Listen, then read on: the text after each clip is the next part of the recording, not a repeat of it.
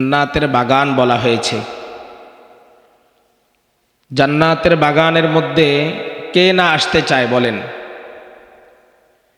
কিন্তু আমাদের চোখে লাভটা সরাসরি দেখা যায় না বিদায় আমরা এখনো মাহফিল প্যান্ডেলের বাহিরে এদিক সেদিক রয়েছি। যদি লাভ দেখা যায় তো লাভটা কেমন, আমি হাদিসে পাকের টুকরা 2-3টা শব্দ আপনাদেরকে শোনাই। আল্লাহর হাবিব বলেন, হাফাতহুমুল মালাইকা ওয়া গাশিয়াতহুমুর রাহমা ওয়া নাযালাত আলাইহিমুস সাকিনা ওয়া যাকারাহুমুল্লাহু ফীমান ইনদা। আল্লাহ রাব্বুল আলামিন এই মাহফিল যেই জায়গায় অনুষ্ঠিত হচ্ছে এই জায়গার চতুর্দিকে ফেরেশতারা বেষ্টন করে রেখেছেন। আল্লাহ তাআলার পক্ষ থেকে রহমত বর্ষণ হচ্ছে এখানে। বিশেষ করে সাকিনা নামক একটি বিশেষ রহমত। কুয়াশার রাত্রিতে দেখেন, একটু উপরের দিকে যদি তাকান, এই যে চান্নিগুলো টানানো হয়েছে এগুলো থেকে কুয়াশার পানি একটু টপ টপ করে বেশি পড়লে নিচের দিকে আসবে, টপ টপ করে পড়বে। তদ্রূপ ঠিক এই কুয়াশাগুলো আসমান থেকে যেভাবে পড়ছে, উপর থেকে যেভাবে পড়ছে, এই পদ্ধতিতে আল্লাহ রাব্বুল আলামিনের পক্ষ থেকে সাকিনা নামক এক রহমত এখানে বর্ষণ হচ্ছে। এরপরে শুধু এটুকুই না, রসুল বলেন যারা এখানে উপস্থিত হয়েছেন এদের বিষয়ে আল্লাহ তাআলা ফেরেশতাদের সাথে বসে আলাপ করতেছেন। সুবহানাল্লাহ। যারা আল্লাহ তাআলার আলোচনা করে আল্লাহও তাদের আলোচনা ফেরেশতাদের সাথে করেন। এই জন্য এটাকে গনিমত মনে করব। আগামীকাল এই সময়ে আপনি আপনার নিজ নিজ কাজ করার মতো সময় পাবেন। আর যদি হায়াতের জীবন না থাকে তাহলে হয়তোবা জীবন বাতি মাহফিল থেকে যাওয়ার আগেও শেষ হয়ে যেতে পারে। এই জন্য এই সময়টাকে গনিমত মনে করে যারা এখনো এদিক সেদিক আমরা সময় নষ্ট করছি, মাহফিল উপলক্ষে অস্থায়ী যেই দোকানগুলো রাস্তার দুধারে বসেছে সেখানে যে সকল ভাইয়েরা এখনো রয়েছি, মেহেরবানি করে আপনারা মাহফিল প্যান্ডেলের মধ্যে চলে আসুন। রহমতের ভাগীদার আপনিও হন। আপনার ভাই, আপনার চাচা, আপনার ছোট ভাই তারা যদি মাহফিল থেকে এখান থেকে রহমতের ভাগ নিয়ে বাসায় যেতে পারে, আপনি কেন বঞ্চিত হবেন? অতএব দেরি না করে প্রত্যেকে উপস্থিত হবেন। আজকের মাহফিলের প্রধান বক্তা মুফতি খালেদ সাইফুল্লাহ সাইফি সাহেব উপস্থিত হয়েছেন। তিনিও কিছুক্ষণ পরে স্টেজে এসে বয়ান রাখবেন ইনশাআল্লাহ। অতএব গনিমত মনে করব এবং নিজের সময়গুলোকে আখিরাতমুখী করে কাজে লাগানোর চেষ্টা করব ইনশাআল্লাহ। আলহামদুলিল্লাহ আলহামদুলিল্লাহিল্লাযী খালাকাস সামাওয়াতি ওয়াল আরদ নাহমাদুহু ওয়া নাস্তাঈনুহু ওয়া নাস্তাহদীহি ওয়া নাউযু বিল্লাহি মিন শুরুরি আনফুসিনা ওয়া মিন সাইয়্যিআতি আ'মালিনা।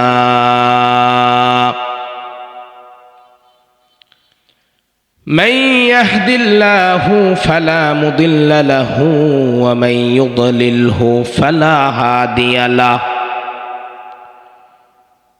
ونشهد أن لا إله إلا الله وحده لا شريك له ونشهد أن سيدنا وسندنا وحبيبنا وحبيب ربنا وقلوبنا وطبيب قلوبنا ومولانا وأولانا محمدا عبد الله ورسوله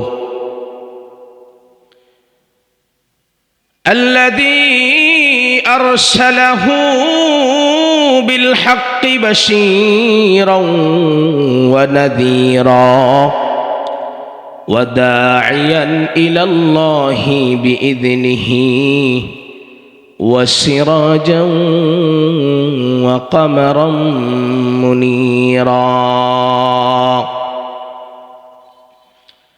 أما بعد فأعوذ بالله من الشيطان الرجيم. بسم الله الرحمن الرحيم. كل نفس ذائقة الموت وإنما توفون أجوركم يوم القيامة فمن زحزح عن النار وأدخل الجنة فقد فاز وما الحياة الدنيا إلا متاع الغرور. وعن أنس بن مالك رضي الله تعالى عنه أنه قال: قال النبي صلى الله عليه وسلم: أكثروا ذكر الموت فإنه يمحص الذنوب ويزهد في الدنيا، أو كما قال عليه الصلاة والسلام. آمنت بالله صدق الله مولانا العظيم وصدق رسوله النبي الأمي الكريم ونحن على ذلك لمن الشاهدين والشاكرين والذاكرين الله والحمد لله رب العالمين. اللهم صل على محمد وعلى آل محمد. সকলে জবান করে জোরে করে পড়ি। اللهم صل على محمد وعلى آل محمد كما صليت على إبراهيم وعلى آل إبراهيم إنك حميد مجيد. اللهم بارك على محمد وعلى آل محمد كما باركت على إبراهيم وعلى آل إبراهيم إنك حميد مجيد. سبحانك لا علم لنا إلا ما علمتنا إنك أنت العليم الحكيم. মুআজ্জাজ মুকাররম ওয়াজিবুল ইহতিরাম হযরত উলামায়ে কেরাম বুজুর্গানে মিল্লাত, অত্র এলাকার দিন প্রিয়, ইসলাম প্রিয়, সর্বসাধারণ ইমানদার দিনী ভাইয়েরা, পর্দার অন্তরালে অবস্থানরত মুহতারামা মা ও বোনেরা, রব্বুল ইজ্জতের দরবারে কালিমাতুশ শুকুর আদায় করছি যে রব আমাদেরকে জাগতিক কাজ থেকে ফারেক করে কোরআন হাদিসের কথা শোনার জন্য উলামায়ে কেরামের মজলিসে বসার তৌফিক দান করেছেন। এজন্য দিল থেকে সকলেই শুকরিয়া জ্ঞাপন করি, পড়ি আলহামদুলিল্লাহ। আল্লাহ রব্বুল আলামিন আমাকে আপনাকে এই দুনিয়া নামক জায়গায় অল্প কিছুদিনের জন্য পাঠিয়েছেন। আমাদের প্রত্যেকের সামনে মহা এক বাস্তবতা অপেক্ষা করছে। সেই বাস্তবতার নাম হলো মৃত্যু। একদিন আমাদের প্রত্যেককেই এই দুনিয়া ছেড়ে আখিরাতের যাত্রী হয়ে চলে যেতে হবে। মৃত্যু এমন এক বাস্তবতার নাম যেই বাস্তবতা থেকে কোনো মানুষ কাফের হোক, বেঈমান হোক, নাস্তিক হোক, মুরতাদ হোক, আল্লাহকে বিশ্বাস করুক বা না করুক, প্রত্যেক মানুষের সামনে চরম বাস্তবতা হলো একদিন এই দুনিয়াতে সে থাকবে না। সে আল্লাহ তাআলার ইবাদত বন্দিগি করুক বা না করুক, তার সময়টা নাফরমানিতে কাটুক কিংবা ইবাদতে কাটুক, প্রত্যেকটা মানুষকে চরম এই বাস্তবতা মেনে নিতেই হবে, একদিন এই দুনিয়ার জমিনে সে থাকবে না। আল্লাহ রব্বুল আলামিন পৃথিবীতে যত প্রাণী সৃষ্টি করেছেন, যাদেরকে আল্লাহ তাআলা জান নামক নেয়ামত দান করেছেন, প্রত্যেকের উপরেই এই মৃত্যু আসবে। মৃত্যু শক্তিশালীর উপরে যেমনিভাবে আসবে, দুর্বলের উপরেও আসবে। মৃত্যু শুধুমাত্র দুর্বলকেই ধরবে, শক্তিশালীকে ধরবে না এমন নয়। ক্ষমতার মালিক যিনি তাকেও ধরবে, যে ক্ষমতা থেকে চলে যাবে তাকেও ধরবে, যে ক্ষমতায় আসবে তাকেও ধরবে। অবশ্যই মৃত্যুর স্বাদ প্রত্যেকটা জান, প্রত্যেকটা প্রাণীকে ভোগ করেই দুনিয়া থেকে যেতে হবে। কেউ যদি গোটা পৃথিবীর সকল বস্তুগত শক্তির মালিক হয়ে যায়, অথবা পৃথিবীর পূর্ব থেকে পশ্চিম দিগন্ত, উত্তর থেকে দক্ষিণ, গোটা পৃথিবীর মালিকানা কোনো একজন ব্যক্তিকে যদি দিয়ে দেওয়া হয়,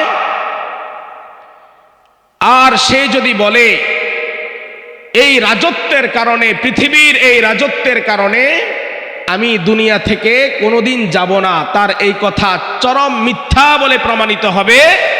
দুনিয়াতে যত ক্ষমতাধর, যত রাজা বাদশা, যত অর্থকরীর মালিক, যত বিত্তশালীরা ছিলেন, তারা দুনিয়া থেকে সাদা কাফনের মধ্যে অথবা যার যার ধর্ম এবং বিশ্বাস মতে খালি হাতে দুনিয়া থেকে বিদায় নিয়েছেন। কেউ এই দুনিয়াতে থাকতে পারবে না। আল্লাহ রব্বুল আলামিন এই চরম বাস্তবতাটা, যেটা আমাদের সামনে অপেক্ষমান, এই চরম বাস্তবতাটা কোরআনুল কারীমে আল্লাহ তাআলা নিজের ভাষায় কয়েকভাবে ব্যক্ত করেছেন।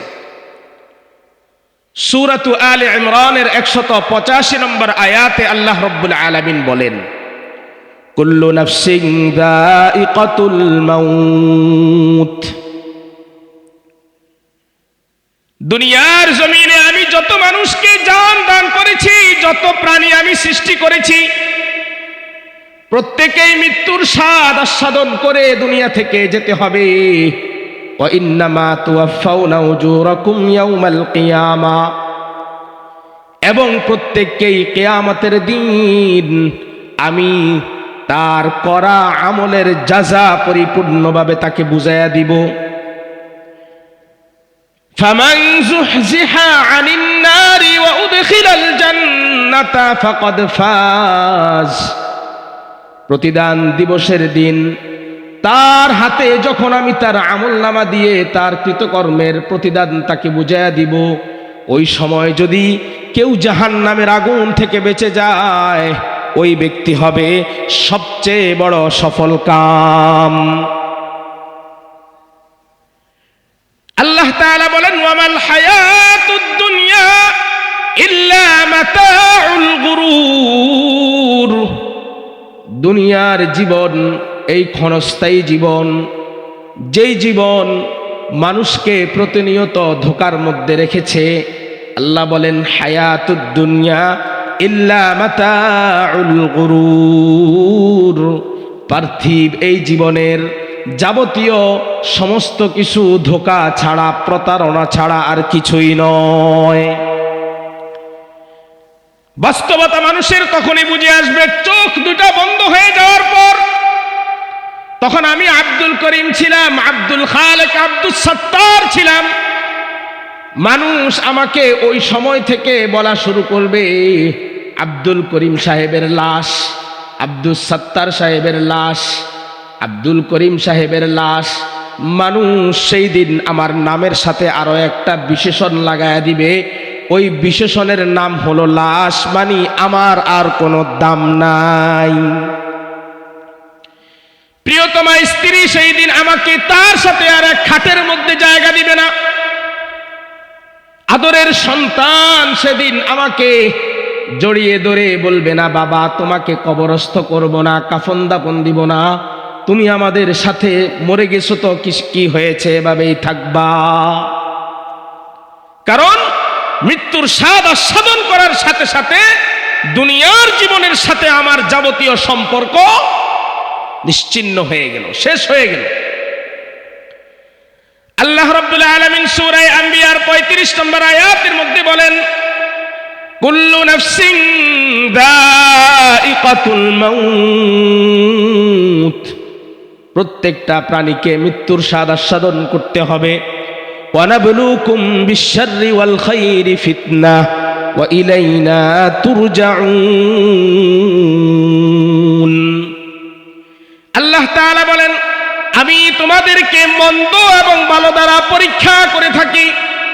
তোমাকে যে আমি হায়াতের জীবন দান করলাম, হায়াতের জীবনের মধ্যে কি কি ভালো করছো, কি কি খারাপ করছো, এর দ্বারা আমি পরীক্ষা করার জন্য দুনিয়া নামক পরীক্ষার হলে তোমাকে আমি পাঠিয়েছি। ওয়া ইলাইনা তুরজাউন, সময় যখন শেষ হয়ে যাবে তোমাকে আমার কাছেই আবার ফিরে আসতে হবে। মৃত্যুর চরম বাস্তবতা সম্পর্কে আল্লাহ তাআলা সূরা আনকাবুতের 57 নম্বর আয়াতের মধ্যে বলেন, কুল্লু নাফসিন যায়িকাতুল মাউত সুম্মা ইলাইনা তুরজাউন। প্রত্যেকটা প্রাণীকে মৃত্যুর স্বাদ আস্বাদন করতে হবে। মৃত্যুর স্বাদ আস্বাদন করার পর আবার তোমরা সকলেই আমার কাছেই ফিরে আসবে। এই যে মৃত্যুবরণ করা, আল্লাহর কাছে আবার ফিরে যাওয়া, এটা কি কেউ চাইলে সম্ভব? বলেন, আপনারা মনে আমার কথা বুঝতেছেন না, আমার সাথে বলবেন সম্ভব? আল্লাহ তাআলা সূরা আলে ইমরানের 145 নম্বর আয়াতের মধ্যে স্পষ্ট ভাষায় ঘোষণা করলেন, ওয়ামা কানা লিনাফসিন আন তামুতা ইল্লা বিইذনিল্লাহি কিতাবাম মুআজ্জালা। প্রত্যেকটা প্রাণীকে মৃত্যুর স্বাদ আস্বাদন যে সে করবে, এই মৃত্যু বরণ করাটা এটাও আমার অনুমতি সাপেক্ষেই হবে। কিতাবাম মুআজ্জালা, এই যে আমার অনুমতি সাপেক্ষে যে হবে, কেন? কারণ এটা এর মেয়াদ অবধারিত অবস্থায় ছিল, এর মেয়াদ অবধারিত। অতএব কেউ যদি 18 বছর, 20 বছর, 30 বছর, 40 বছর বয়সে মারা যায়, আমাদের দেশে দেখবেন মানুষ ঘোষণা করার সময়, বক্তব্য দেওয়ার সময়, লেখার সময় বিভিন্ন জায়গায় লেখে অকাল মৃত্যু। লেখে কিনা? এই কথাটা লেখে কিনা? অমুকের অকাল মৃত্যুতে আমরা শোকাহত, লেখে না এই কথাটা? আল্লাহ রাব্বুল আলামিন বলেন, না না, দুনিয়াতে কোনো মানুষের মৃত্যু অকালে হয়নি। আমি আল্লাহ যখন চেয়েছি তখন তাকে মৃত্যু দান করেছি। আন তামুতা ইল্লা বিইذনিল্লাহি কিতাবাম মুআজ্জালা, নির্দিষ্ট কিতাবের মধ্যে তার মৃত্যু কখন হবে, কোন ক্ষণে হবে, কোথায় হবে, কোন সময় হবে, কোন দিন হবে, কিভাবে হবে, আমি আল্লাহ সবগুলো বিষয়কে নির্ধারণ করে রেখেছি। আল্লাহ রাব্বুল আলামিন সূরা নিসার 78 নম্বর আয়াতের মধ্যে বলেন, দুনিয়ার জিন্দেগিতে যত জান আমি সৃষ্টি করেছি তোমরা ভালো করে শুনো, মৃত্যু থেকে বাঁচার জন্য যেখানেই যাইবা, যেই শৃঙ্খলাবদ্ধ হইবা, যেই দুর্গের ভিতরে ঢুকবা, যেই বুলেট প্রুফ গাড়ির মধ্যেই ঢুকে না কেন, যেই বাড়ির মধ্যেই থাকো না কেন, যদি কোনো ছিদ্র পর্যন্ত সেখানে না থাকে, আমার আজরাইল ওই জায়গায় পৌঁছার জন্য কারো অনুমতি লাগবে না। আল্লাহ বলেন, আইনামা তাকুনু ইউদরিকুমুল মাউতু ওয়ালাউ কুনতুম ফি বুরুজিম মুশাইয়াদা, তোমরা যেখানেই থাকো না কেন একদিন না একদিন মৃত্যু তোমাদেরকে পাকড়াও করবেই করবে। যত সুরক্ষিত দুর্গের মধ্যেই তোমরা থাকো না কেন, যত নিশ্ছিদ্র নিরাপত্তার ভিতরে, যত বলয়ের ভিতরে, যত পাহারার ভিতরে থাকো না কেন, সেখান থেকে আমার আজরাইল জান কবজ করতে সক্ষম।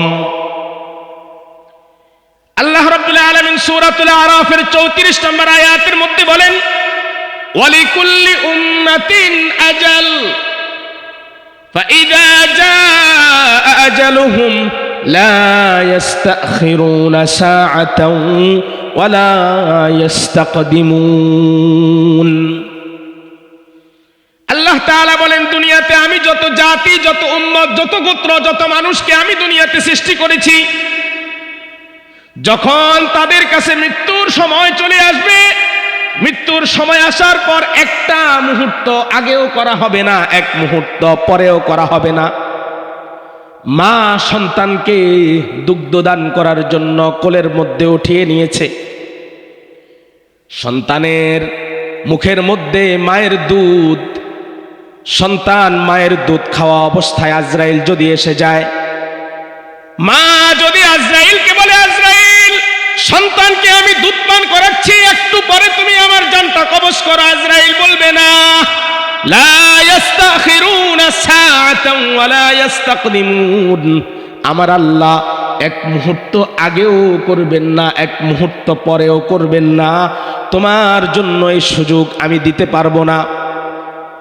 যদি কোনো ভাই বলে, আল্লাহ আমি এত বড় এত সুন্দর করে বাড়ি করেছি, বাড়ির মধ্যে এখনো একটি রাত থাকতে পারি নাই, নতুন খাট, নতুন বিছানা, নতুন বিবি, যাবতীয় সব কিছুর ব্যবস্থাপনা আমার জন্য করা হয়েছে, আল্লাহ আজরাইলকে 2টা মিনিট পরে একটু আমার কাছে পাঠান, স্বচক্ষে একটু নিজের সৌন্দর্যগুলোকে দেখে নেই। আল্লাহ বলেন, লা ইস্তাখিরুনা সাআতাও ওয়া লা ইস্তাকদিমুন।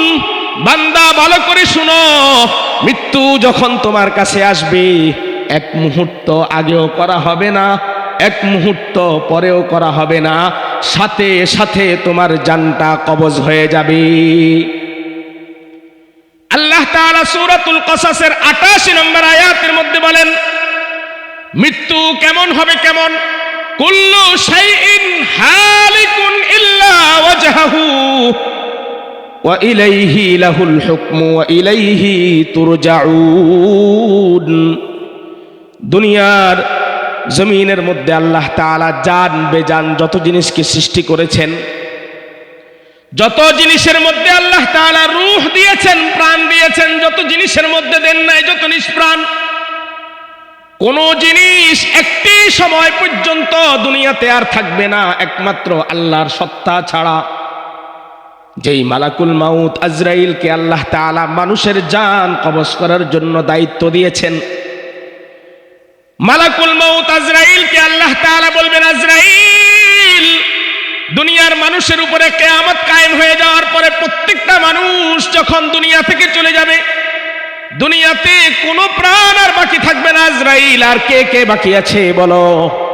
আজরাইল বলবে, ফেরেশতারা আছে, একে একে সকল ফেরেশতাদের জান কবজ করো। 4 জন ফেরেশতাদের মধ্যে জিবরাইল, মিকাইল, ইসরাফিলের জানটাও তুমি কবজ করো। জান কবজ করার পরে আজরাইল আলাইহিস সালাতু ওয়াস সালাম আল্লাহর কাছে গিয়ে বলবে, আল্লাহ সবাই শেষ, এখন আর আপনি আর আমি ছাড়া আর কেউ বাকি নেই। আজরাইল আলাইহিস সালাতু ওয়াস সালামকে আল্লাহ তাআলা বলবেন, আল্লাহ আজরাইলকে বলবেন, ও আজরাইল তুমি এখন তোমার জানটা নিজে কবজ করো। মৃত্যুর স্বাদ আস্বাদন করা থেকে মালাকুল মাউত আজরাইলও বাঁচতে পারবে না। আল্লাহ রাব্বুল আলামিন কোরআনুল হাকিমে অন্য আয়াতের মধ্যে সূরাতুর রহমানের মধ্যে বলেন, কুল্লু মান আলাইহা ফান ওয়া ইয়াবকা ওয়াজহু রাব্বিকা যুল জালালি ওয়াল ইকরাম। দুনিয়াতে যত জিনিস তোমাদের নজরে আসে, যত জিনিস নজরে আসে না, যা কিছু দুনিয়ার উপরে আসে সব একদিন ধ্বংস হয়ে যাবে, কেবলমাত্র মহান আল্লাহ, মহান সত্তা বেঁচে থাকবেন। সব শেষ, শুধুমাত্র আল্লাহ তাআলা ছাড়া আর কোনো কিছু থাকবে না। এই জন্য একজন কাফেরের মৃত্যু আর মুমিনের মৃত্যু কখনো সমান হতে পারে না। একজন মুমিন তার জীবনে যখন মৃত্যু আসে, এই মৃত্যু আসার মাধ্যমে সে রবের সান্নিধ্য লাভ করে। তবে মুমিনের জীবন মৃত্যুর মাধ্যমে শেষ নয়, বরং মুমিনের জীবন মৃত্যুর মাধ্যমে আল্লাহর মুলাকাত দ্বারা মাত্র শুরু হয়। মুমিনের জীবন মাত্র শুরু হয়। আল্লাহ রাব্বুল আলামিন সূরা বাকারার 28 নম্বর আয়াতের মধ্যে বলেন, কাইফা তাকফুরুনা বিল্লাহি ওয়া কুনতুম আমওয়াতান ফাআহইয়াকুম সুম্মা ইউমীতুকুম সুম্মা ইউহয়ীকুম সুম্মা ইলাইনা তুরজাউন। আল্লাহ আশ্চর্যান্বিত হয়ে বলেন, কাইফা তাকফুরুনা বিল্লাহ, ও দুনিয়াতে আমার মুহাব্বতের বান্দারা, আমার বান্দিরা শুনো, কিভাবে তোমরা আল্লাহর সাথে কুফরি করো, আল্লাহকে অস্বীকার করো। কর্মের মাধ্যমে, কথার মাধ্যমে কিভাবে আল্লাহর সাথে কুফরি করো, অথচ তোমরা কিছুই ছিলা না, কিছুই ছিলা না। ওয়াকুনতুম আমওয়াতা, মৃত ছিলে, কিছুই ছিলা না। দুনিয়াতে তুমি আব্দুল খালেক, আব্দুল সাত্তার, আব্দুল মালিক, আব্দুর রহিম, দুনিয়াতে একদিন তোমার নাম গন্ধ কিছুই ছিল না, কিছুই ছিল না। আল্লাহ রাব্বুল আলামিন দয়া করেছেন, মুহাব্বত করেছেন, ফাআহইয়াকুম, তোমাকে আল্লাহ তাআলা দুনিয়াতে জীবন দান করেছেন। মা বাবার মাধ্যমে আল্লাহ রাব্বুল আলামিন তোমাকে দুনিয়াতে পাঠিয়েছেন। নির্ধারিত সময় যখন শেষ হয়ে যাবে, সুম্মা ইউমীতুকুম, আল্লাহ আবার তোমাকে মৃত্যু দান করবেন। সুম্মা ইউহয়ীকুম, আবার নির্দিষ্ট সময় কবরে কাটানোর পরে আল্লাহ রাব্বুল আলামিন তোমাকে আবার কবর থেকে জীবিত করবেন। সুম্মা ইলাইনা তুরজাউন, এরপরে একদিন তোমরা আল্লাহর কাছেই ফিরে যাবে। এজন্য মুমিনের কাছে আখিরাতের জীবনটা হলো সবার আগে। আল্লাহ তাআলা মুমিনকে এই কথাটা স্মরণ করায়া দিয়া সূরাতুল আ'লার 17 নম্বর আয়াতের মধ্যে বলেন, বান্দা আমার শুনো, ওয়াল আখিরাতু খায়রুন ওয়া আবকা, আখিরাতের জীবন, অনন্তকালের জীবন, এটা সবচেয়ে উত্তম এবং চিরস্থায়ী। এই জীবন শুরু তো হবে আর শেষ হবে না, ওই জীবন সবচেয়ে উত্তম। এজন্য মৃত্যু পরবর্তী আখিরাতের জীবন যাতে আল্লাহ তাআলার অবিরাম নেয়ামতে ভরপুর জান্নাতের মধ্যে হয়, জান্নাত যাতে আমার আপনার ঠিকানা হয়, সেই লক্ষ্যে ভালো মৃত্যুর জন্য প্রস্তুতি গ্রহণ করা, ভালো মৃত্যু যাতে আমার হয়। দুনিয়াতে কাক পক্ষীরও মৃত্যু হয়, দুনিয়াতে কুকুর শুকুরেরও মৃত্যু হয়, দুনিয়াতে প্রাণী জগতের মৃত্যু ঘটে, দুনিয়াতে কত মানুষের মৃত্যু হয়। প্রত্যেকের মৃত্যু কিন্তু শুভ মৃত্যু নয়, সবার মৃত্যু কিন্তু ভালো মৃত্যু হয় না। কিছু মানুষের মৃত্যু বড় নিদারুণ, কিছু মানুষের মৃত্যু এমন মৃত্যু যে মৃত্যুর কথা কোনোদিন কল্পনা পর্যন্ত করা যায় না।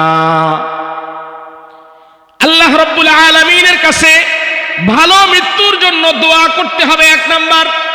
2 নম্বর, দোয়ার সাথে সাথে মৃত্যুর জন্য প্রস্তুতি গ্রহণ করতে হবে, ভালো মৃত্যু যাতে প্রত্যেকটা মানুষের হয়।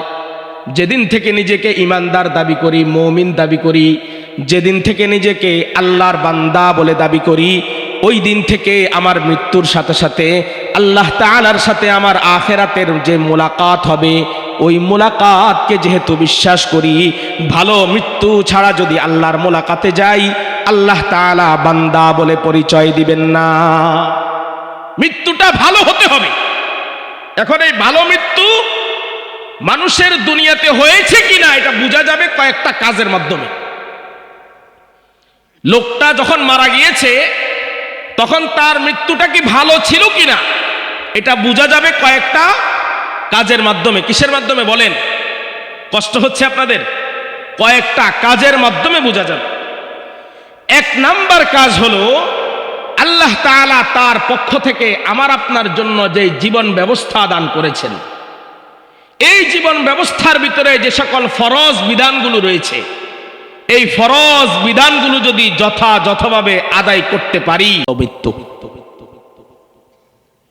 আল্লাহ রাব্বুল আলামিন আমাকে 60-70 বছরের হায়াত দান করেছেন, 80-100 বছর, 100-র বেশি আল্লাহ আমাকে দুনিয়াতে হায়াত দান করেছেন। কত নেয়ামত ভোগ করার তৌফিক দান করেছেন, কত নেয়ামত রাজিতে ডুবে রইলাম।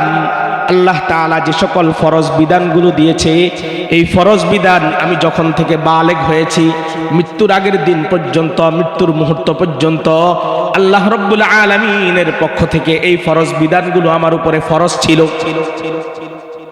যেদিন থেকে বালেগ হয়েছি, বালেগ হওয়ার পর থেকে নামাজ আমার উপরে ফরজ ছিল, রোজা রাখা আমার উপরে ফরজ ছিল, আমার উপরে যাকাত দেওয়া ফরজ ছিল, আমার উপরে হজ করা ফরজ ছিল, আমার উপরে আল্লাহর প্রতি দৃঢ় বিশ্বাস, ঈমান আনা ফরজ ছিল। আরো অন্য অন্য যত ফরজ আছে, সকল ফরজ বিধানগুলো যদি আমি আমার হায়াতের জীবনের মধ্যে পালন না করতে পারি, আল্লাহর কাছে ভালো মৃত্যু নিয়ে উপস্থিত হতে পারবো না। যতগুলো ফরজ বিধান আছে, যত ফরজ বিধান, প্রত্যেকটা ফরজ বিধানের উপরে আমল করতে হবে। তার মধ্যে একটা ছোট্ট একটা, যেহেতু মাদ্রাসার মাহফিল এই জন্য বলি, ছোট্ট একটা ফরজ বিধানের নাম হলো দ্বীনি ইলম শিক্ষা করা। দ্বীনি ইলম শিক্ষা করা। হাদিসে পাকের মধ্যে রাসূল বলেছেন, তালাবুল ইলমি ফরিদাতুন আলা কুল্লি মুসলিম। প্রত্যেক মুসলমান যে নিজেকে ঈমানদার দাবি করে, মুসলমান দাবি করে, প্রত্যেক মুসলমানের উপরে দ্বীনি শিক্ষা অর্জন করা ফরজ। এর মানে কি আপনাকে আলেম হয়ে যেতে হবে? হ্যাঁ, মুসলমান যত মুসলমান দুনিয়াতে আসবে, যত ঈমানদার আসবে, সবাইকে আলেম হয়ে যেতে হবে? সবাই আলেম হবে না, এই কথা কি আল্লাহ জানতেন না? তাহলে আল্লাহ তাআলা দ্বীনি ইলম তলব করা ফরজ কেন করলেন? এই ইলম দ্বারা উদ্দেশ্য হলো এই যে আমি আখিরাতে যাব আর ভালো মৃত্যু নিয়ে যাব।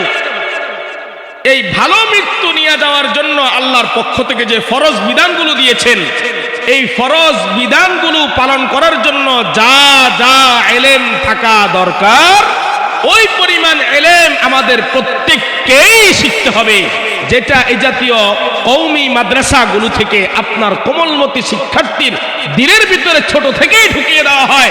নামাজের ফরজ কয়টি, ওযুর ফরজ কয়টি, গোসলের ফরজ কয়টি, কোন সময় কোন কাজ করতে হবে, কোনটা সুন্নত, কোনটা গায়রে সুন্নত, কোন কাজ হালাল, কোনটা হারাম, যাবতীয় যে শিক্ষা প্রতিষ্ঠানে দেওয়া হয়, যে শিক্ষা, এই শিক্ষা হলো এই বলুহার দারুল কোরআন কওমি মাদ্রাসার মতো প্রতিষ্ঠানগুলো। আপনার এই সন্তান হয়তোবা মাদ্রাসায় কিছুদিন পরে, এরপরে আর মাদ্রাসায় নাও পড়তে পারে, সে হয়তোবা জাগতিক শিক্ষায় শিক্ষিত হবে, অন্য কোনো শিক্ষা গ্রহণ করতে পারে। কিন্তু মনে রাখবেন বাবা, আপনার এই সন্তান ছোটবেলায় যদি এই জাতীয় মাদ্রাসাগুলোর দরজগাহে বসে উস্তাদের সামনে থেকে সিনা বসিনায় উস্তাদের কাছ থেকে যদি কিছু শব্দ শিখে নেয়, কিছু হালাল হারাম যদি শিখে নেয়, কিয়ামতের পূর্ব পর্যন্ত এই সন্তানের এই শিক্ষাটা কাজে আসবে। আমার উস্তাদ মুহতারাম শাইখ ও মুর্শিদ আল্লামা মুফতি ফজলুল হক আমিনী রাহিমাহুল্লাহ তাআলা বলতেন, ছোটবেলায় যে সন্তান কোরআনুল হাকিমের কোন শব্দ উস্তাদের দরজগাহে গিয়ে পড়েছে, সে আর যাই হোক গুনাহগার হইতে পারে, কিন্তু সে কোনোদিন আল্লাহকে ভুলে যাবে না। সে কোনোদিন আল্লাহকে ভুলে যাবে না। সে যখনই আল্লাহকে ভুলে যাইতে চাইবে, শুক্রবারে হয়তোবা জুমার নামাজ আদায় করার জন্য সে হয়তোবা মসজিদে উপস্থিত হচ্ছে না, কিন্তু উপস্থিত না হওয়ার কারণে যে গুনাহ হচ্ছে, এই উপলব্ধি তার দিলের ভিতরে থাকবে।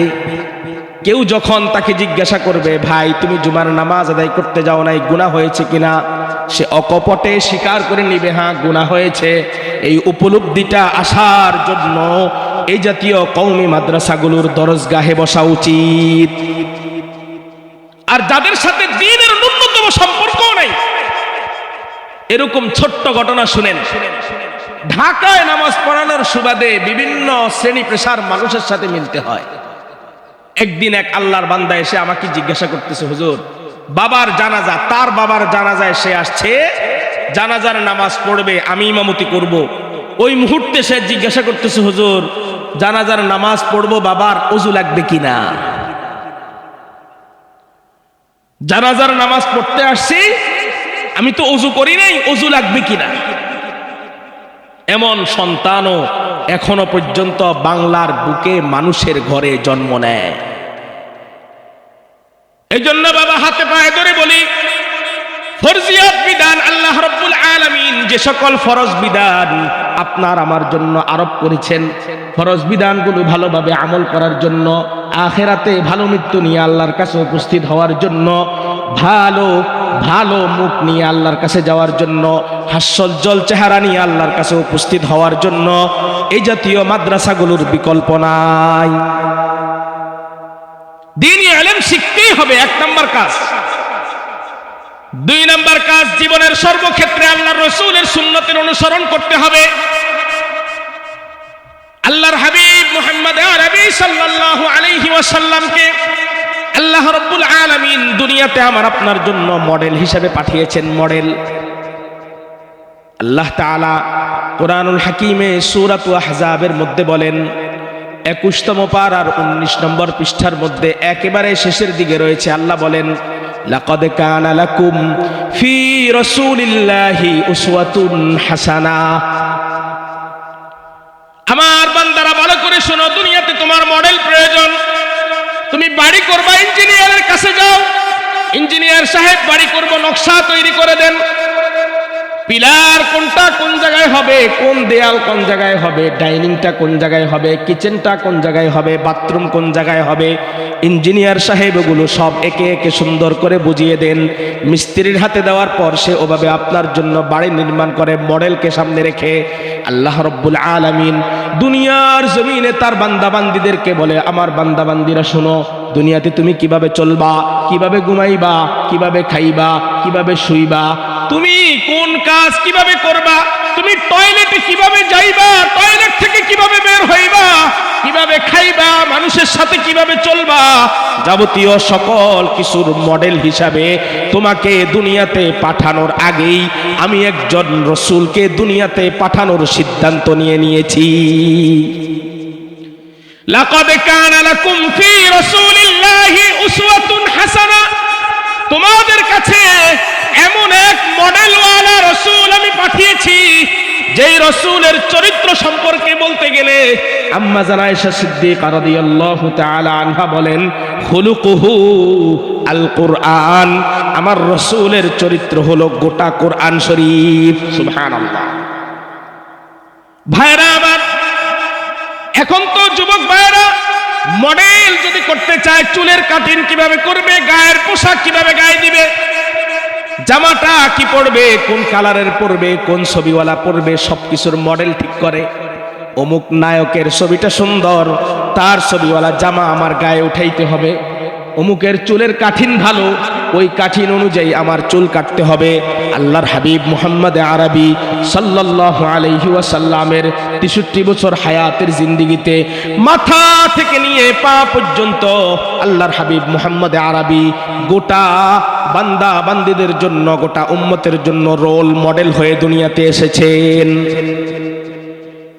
এই জন্য আল্লাহ তাআলা সূরাতুল হাসরের 7 নম্বর আয়াতের মধ্যে বলেন, وما آتاكم الرسول فخذوه وما نهاكم عنه فانتهوا واتقوا الله إن الله شديد العقاب। আমার রাসূল তোমাদের কাছে যা যা নিয়ে এসেছে এগুলোকে আঁকড়ে ধরো।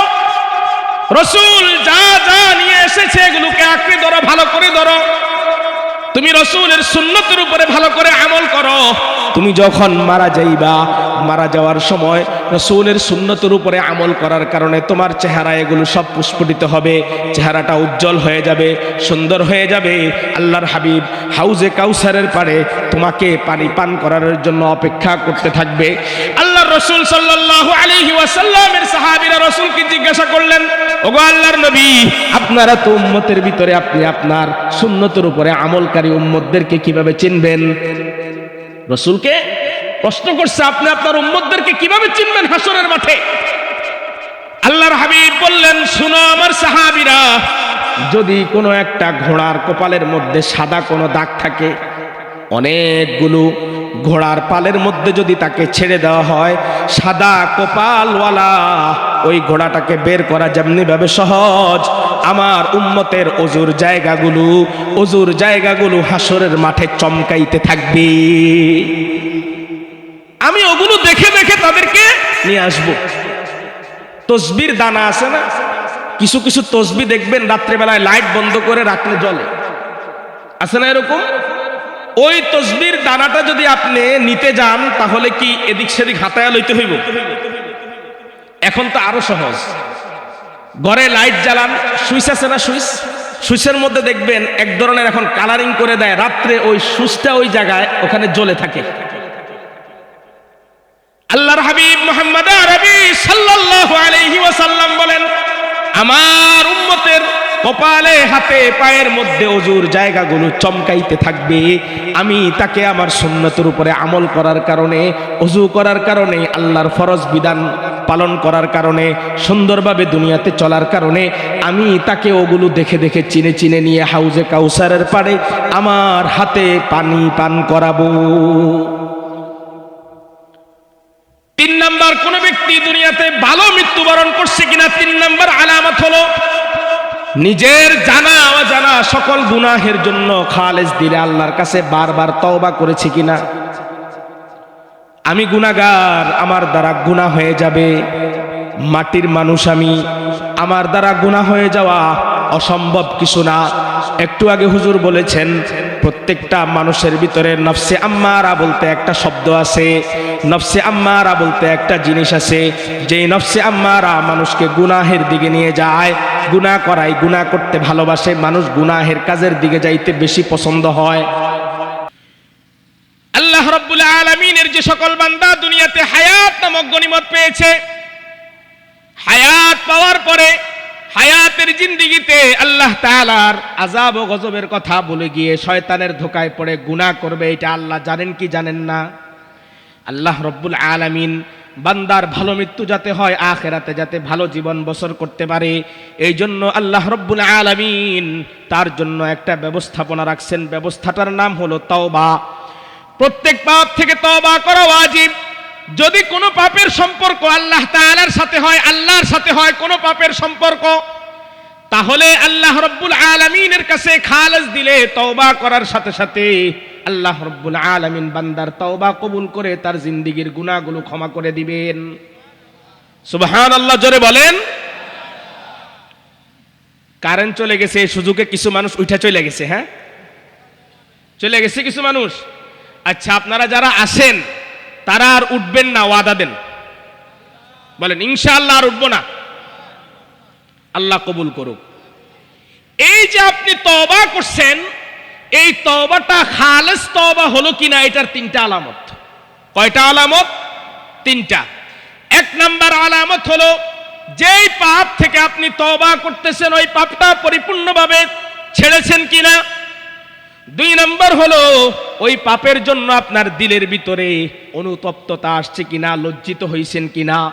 3 নাম্বার হলো ওই পাপ আর ভবিষ্যতে কোনোদিন করবেন না বলে আল্লাহর সাথে শপথ করছেন কিনা।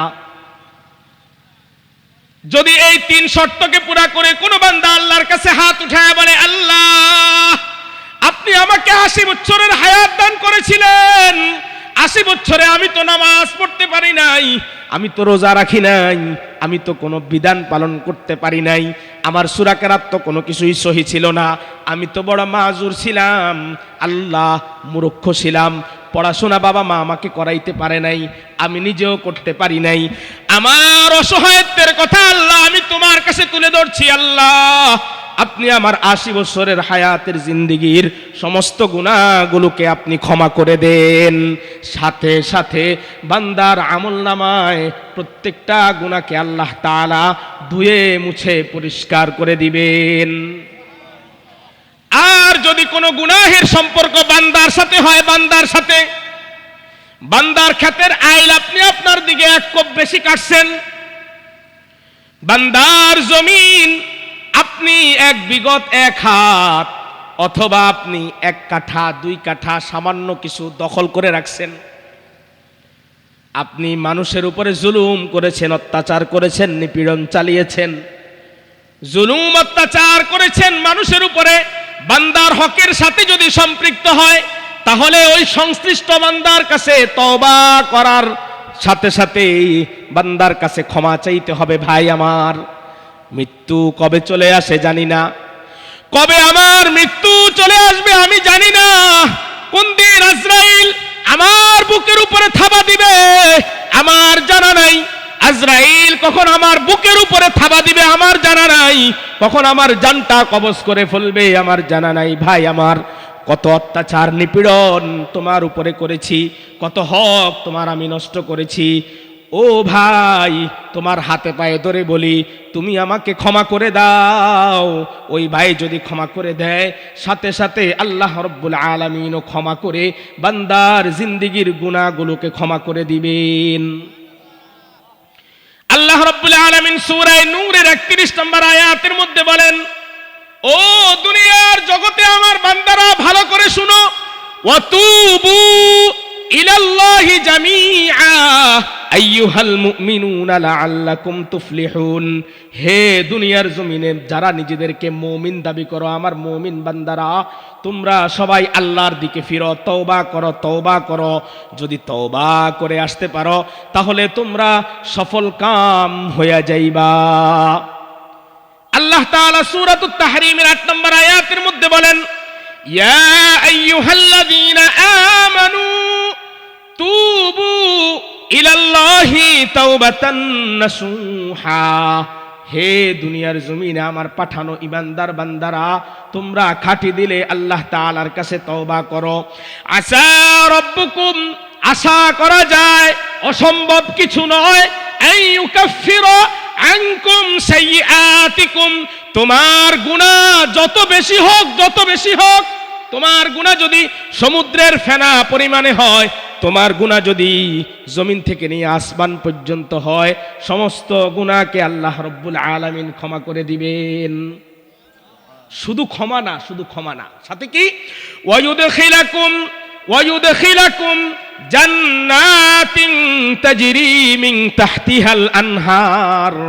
আল্লাহ রাব্বুল আলামিন তোমার এই তওবা করার কারণে গুনাহগুলো ক্ষমা করে নহর প্রবাহিত এমন এক জান্নাতের মধ্যে তোমাকে চিরস্থায়ী বাসিন্দা করে দিবেন, যেই জান্নাতের কল্পনা তুমি দুনিয়ার জমিনে কোনোদিন করতে পারো নাই। মানুষ এখন কল্পনা করে, মনে করেন এই মুহূর্তে আপনি যদি মনে মনে কল্পনা করেন যে আমি এখান থেকে কল্পনা করছি বাংলাদেশের প্রধানমন্ত্রী, আমি, কেউ ঠেকাইতে পারবো এই কল্পনা করতে? ঠেকাইতে পারবো? কেউ যদি বলে আমি এখন এই গোটা কোটালি পাড়ার রাজা, তো কেউ ঠেকাইতে পারবো কল্পনা? আল্লাহর হাবিব বলেন, আল্লাহ মানুষকে এমন এক জান্নাত দান করবেন, মা লা আইনুন রাআত ওয়ালা উযুনুন সামিআত ওয়ালা খাতারা আলা কলবি বাশার। যেই জান্নাত মানুষের চোখ কোনোদিন দেখে নাই, মানুষের কান যেই জান্নাতের নাজ ও নেয়ামতের কথা উপলব্ধি পর্যন্ত করতে পারবে না, শুনে নাই। ওয়ালা খাতারা আলা কলবি বাশার, মানুষ তার হৃদয় দিয়ে চিন্তা করে ওই জান্নাতের নেয়ামতগুলোকে হৃদয়ঙ্গম করতে পারবে না। এত নেয়ামত আল্লাহ রাব্বুল আলামিন জান্নাতের মধ্যে বান্দার জন্য রেখেছেন। এমন জান্নাত তুমি যদি খালেস দিলে তওবা করতে পারো, গুনাহ করছো কোনো সমস্যা নাই, গুনাহ তুমি করছো কোনো সমস্যা নাই, খালেস দিলে তওবা করে যদি আসতে পারো বান্দা আমার, তোমার গোটা জিন্দেগির গুনাহগুলো ক্ষমা করে আমি তোমাকে এমন এক জান্নাত তোমাকে দান করব। আল্লাহর হাবিব মুহাম্মদ আরবি সাল্লাল্লাহু আলাইহি ওয়াসাল্লাম বলেন, তিরমিজি শরীফের 3537 নম্বর বর্ণনা, ইবনে মাজার 4253 নম্বর বর্ণনা এসেছে। আল্লাহর হাবিব বলেন, ইন্নাল্লাহা ইয়াকবালুত তাওবাতাল আবদি মা লাম ইউগরগির। বান্দা আজরাইল এসে যখন তার জান কবজ করে, এর আগ মুহূর্তে গলার মধ্যে গড়গড় করে আওয়াজ বের হয়। জান কবজ হবে, এরাবে একটু গড়গড় গড়গড় গ্যারগ্যারানি আওয়াজ, আমাদের দেশি ভাষায় বলে গ্যারগ্যারানি আওয়াজ একটু বের হচ্ছে। ওই সময় পর্যন্ত আল্লাহ রাব্বুল আলামিন বান্দার তওবা কবুল করে থাকেন। ওই সময় পর্যন্ত যদি বান্দা গুনাহ থেকে একটু শুধু তওবা করে, ও আল্লাহ অপরাধ করে ফেলেছি, গুনাহ করে ফেলেছি, মাফ করে দেন, এই কথা যদি খালেস দিলে তার মুখ থেকে বের হয়, ইখলাসের সাথে যদি মুখ থেকে বের হয়, আল্লাহ রাব্বুল আলামিন বান্দার তওবাকে কবুল করে নেবেন।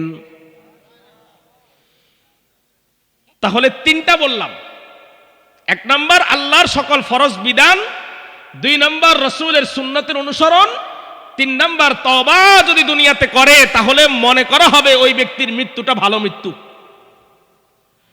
চার নাম্বার, মৃত্যুর সময় আল্লাহ তাআলার ব্যাপারে ভালো ধারণা পোষণ করেছে কিনা। বান্দা মারা যাওয়ার সময় তার ক্যান্সার হয়েছে, ক্যান্সার রোগে আক্রান্ত হয়ে বান্দা মারা গিয়েছে, অথবা জটিল কঠিন কোনো রোগ তার হয়েছে। এখন আশেপাশের লোকজন বলে, আল্লাহ শুধু তোমারই বুঝি দেখলো, ক্যান্সার দিয়ে আল্লাহ এক মায়ের এক পোলারে নিয়ে গেল, বলে কি না?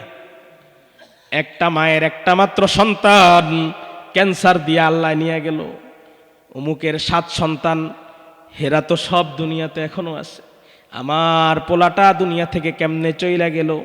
তাহলে মৃত্যুর সময় আল্লাহর ব্যাপারে ভালো ধারণা কিনা? এটা ভালো ধারণা হইল।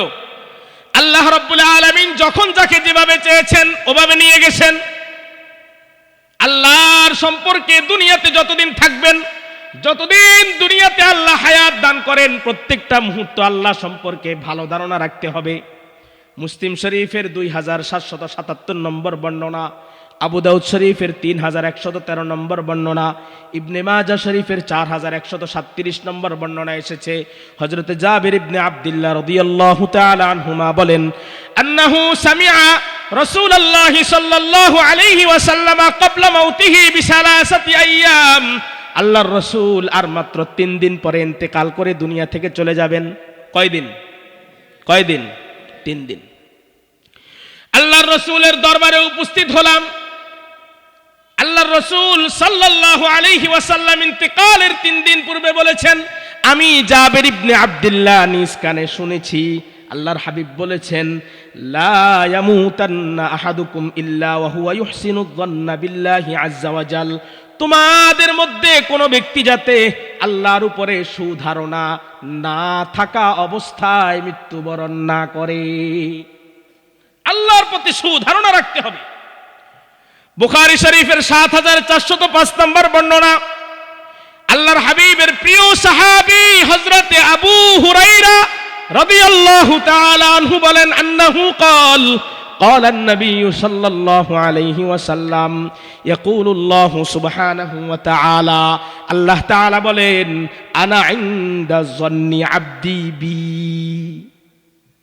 আমার বান্দা আমার প্রতি আমার বান্দা যেই ধারণা করে আমি আমার বান্দার কাছে ওই রূপেই আসি। সে আমার কাছে যেই ধারণা করবে আমার প্রতি তার ধারণা যেমন, আমি আমার বান্দার প্রতিও তেমন। ও আনা মাহু ইদা যাকারানি, বান্দা যখন আমার কথা স্মরণ করে আমিও তখন তার কথা স্মরণ করি। কিভাবে স্মরণ করে? আল্লাহর হাবিব বলেন, হাদিসে কুদসির মধ্যে আল্লাহ নিজে বলেছেন, ফাইন যাকারানি ফি নাফসিহি, বান্দা যদি দিলে দিলে আমাকে স্মরণ করে, বান্দা ক্ষেতের আইল কোবানোর জন্য গিয়েছে, জমিন চাষ করার জন্য গিয়েছে, পুকুরের মাছগুলোকে খাবার দিতে গিয়েছে, দুনিয়াবি কোনো কাজ করার জন্য সে গিয়েছে, যাওয়ার সময় মনে মনে যদি সে শুধু আমাকে স্মরণ করে, আমিও আমার বান্দাকে আমার কুদরতি দিল দ্বারা স্মরণ করতে থাকি। ওয়াইন যাকারানি ফি মালা, আর বান্দা যদি জাতীয় কোনো মজমার মধ্যে আমার কথা স্মরণ করে, মজমার মধ্যে অনেকগুলো মানুষকে একসাথ করে বান্দা যদি আমার কথা স্মরণ করে, শুনো শুনো, যাকারতুহু ফি মালা খায়রিম মিনহুম, আমি আমার বান্দার কথা এর চেয়ে উত্তম মজলিসে আসমানে ফেরেশতাদের সামনে আলোচনা করতে থাকি। এরপরে আল্লাহ তাআলা আরো বলেন, হাদিসে কুদসির মধ্যে রাসূল বলেছেন, ওয়া ইন তাকাররাবা ইলাইয়া বিশিবরিন তাকাররাবতু ইলাইহি যিরাআ, বান্দা যদি আমার দিকে এক বিঘত এগিয়ে আসে, আমি বান্দার দিকে এক হাত এগিয়ে যাই। ওয়া ইন তাকাররাবা ইলাইয়া যিরাআন, বান্দা যদি আমার দিকে এক হাত যায়, তাকাররাবতু ইলাইহি বাআন, আমি তার দিকে দুই হাত যাই। ওয়া ইন আতানি ইয়ামশি, সে যদি আমার দিকে দৌড়াইয়া দৌড়াইয়া আসে, আতাইতুহু হাজওয়ালাতান, আমি তার দিকে দৌড়াইয়া দৌড়াইয়া যাই। বান্দা যদি আমার দিকে একটু হেঁটে আসে, আমি তার দিকে দৌড়া যাই। বান্দা যদি আমার দিকে এক হাত আগায়, আমি তার দিকে দুই হাত আগাই। বান্দা যদি এক বিঘত আগায়, আমি তার দিকে এক হাত আগাই। তারপরেও আমার বান্দাটা কোনোভাবেই যাতে জাহান্নামের আগুনের মধ্যে না পড়ে যায়, আমি পড়ার আগেই যাতে তাকে আলিঙ্গন করে ধরতে পারি। এই জন্য আল্লাহ প্রতিনিয়ত আমাকে আপনাকে কত মহব্বত করে, আর সেই আল্লাহর ব্যাপারে ভালো ধারণা রাখে না, খারাপ ধারণা। অমুকের এত টাকা পয়সা, আমার কিচ্ছু নেই। হ্যাঁ, অমুকের আল্লাহ এত দিল কেন, আমারে কেন দিল না? 5 নাম্বার, আপনি দুনিয়া থেকে যখন বিদায় হবেন, আপনার মৃত্যুটা ভালো মৃত্যু কিনা, এটার 5 নাম্বার আলামত কি? দুনিয়ায় থাকাকালীন বান্দা কবরের আযাব, আখিরাত, আবার কিয়ামতের ময়দানে উঠবে, হাসরের মাঠ কায়েম হবে, ফুলসিরাতের রাস্তা তার পার হওয়া লাগবে, আমলনামা আসবে, মিজানের মধ্যে তার নেকিগুলো, তার গুনাহগুলো পাল্লাই দিয়ে মাপা হবে। হাউজে কাউসারের পাশে সে যাবে, তার জন্য রাসূল শাফাআত করবে, কোরআন শাফাআত করবে, কোরআনওয়ালারা শাফাআত করবে। কে করবে? কোরআনওয়ালারা শাফাআত করবে। এরপরে আল্লাহ তাআলা তাকে জান্নাত দিবে, জাহান্নাম দিবে। আল্লাহর সামনে দুনিয়ার সকল সম্পত্তি রেখে, রাজত্ব রেখে খালি হাতে বিদায় নিতে হবে। এই বিষয়গুলো স্মরণ রেখেছে কিনা? এই বিষয়গুলো তার স্মরণে ছিল কিনা? কবর জগতে যখন বান্দা চলে যাবে, একেবারেই একা, একেবারেই একা। দুনিয়াতে থাকাকালীন কত প্রশিক্ষিত প্রটোকল তার জন্য ছিল, কত ধরনের মানুষ তাকে প্রটোকল দিয়েছে, কত পুলিশ, আর্মি, র্যাব তার চতুর্পাশে ছিল।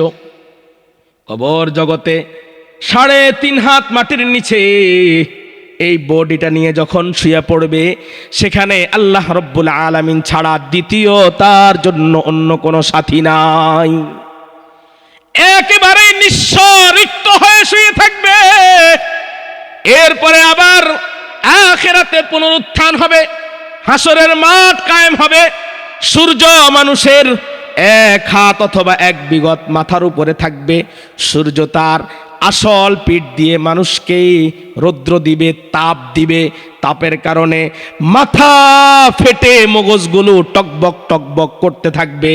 আমলনামা যদি নেককার হয় ডান হাতে আসবে, বদকার যদি হয় আমলনামাটা পিছন দিয়ে এদিক থেকে ছিঁড়ে পিছনের দিক থেকে বের করে বাম হাতে আমলনামা দেওয়া হবে। ফুলসিরাতের রাস্তা পার হওয়া তো দূরের কথা, ফুলসিরাতের রাস্তা পার হতে গেলে টপ করে পড়ে জাহান্নামের আগুনে চলে যাবে। হাউজে কাউসারের পাড়ে যখন যাবে, রাসূল বলবেন, সুহকান সুহকান, দূর হ দূর হ, তোরে আমি চিনি না। দুনিয়াতে থাকাকালীন তোকে আমি কত বুঝাইলাম, তোরে আমার উলামায়ে কেরাম কত বুঝাইছে, আমার হাদিসের মধ্যে তোর জন্য কত শিক্ষা ছিল, কোরআনের মধ্যে আল্লাহ কত দাবি তোর উপরে রেখেছে, কোনোটাই তো মানুষ নাই। অতএব হাউজে কাউসারের পানি থেকে এখন বঞ্চিত। আর যদি রাসূলের শাফাআত যদি কেউ না পায়, রাসূল যদি সুপারিশ না করে, তাহলে সেদিন বাঁচার কোনো উপায় থাকবে না। এমনকি হাসরের মাঠে কঠিন বিভীষিকাময় অবস্থায় আল্লাহর রাসূল সাল্লাল্লাহু আলাইহি ওয়াসাল্লামের শাফাআত পাওয়ার পর রাসূল যখন আল্লাহর কাছে অনুরোধ করে বলবেন, আল্লাহর কাছে দরখাস্ত দেওয়ার পর কিয়ামতের ময়দানের বিচার শুরু হবে। এর আগ পর্যন্ত বিচারও শুরু হবে না।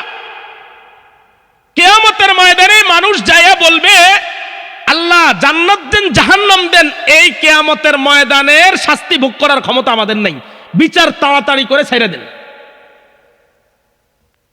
বিচার তাড়াতাড়ি করে ছেড়ে দেন। এই বিচারটাও শুরু হবে রাসূলুল্লাহ সাল্লাল্লাহু আলাইহি ওয়াসাল্লামের দরখাস্তের মাধ্যমে।